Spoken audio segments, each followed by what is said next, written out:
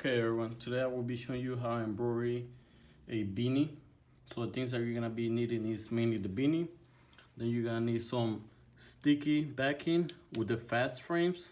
Then some topping. Then you're gonna be needing some water, something to cut with, binder clips, and extra back stabilizer. So I'm gonna show you right now how to put it on. First thing you wanna do is make sure your back stabilizer is thick enough. Since my sticky stabilizer is a little thin, I use 2 to 3 layers. So this is 2 layers for the beanies. And then what I'm gonna do right now, I'm gonna center it, put it inside the beanie, and then I will show you the next step. Okay, this is what I did next. I put the fast frames right in the middle, inside.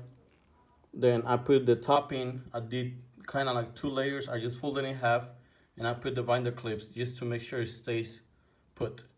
So now I'm gonna go to embroidery machine and I'm gonna show you how it's gonna go. Once everything is centered, what you wanna do is go into your machine. This is my design, by the way. Make sure you do like scan. Make sure everything stays inside and in the middle. This little clip will move a little bit, but it's not too big of a deal. Just make sure it's in the middle, right in the middle. I'm using needle number 2.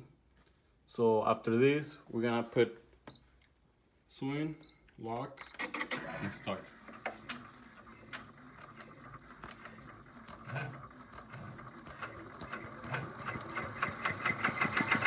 So now it's finished. This is how it looks. Let me take it off. So let me take all these off and then I will show you how it's gonna look.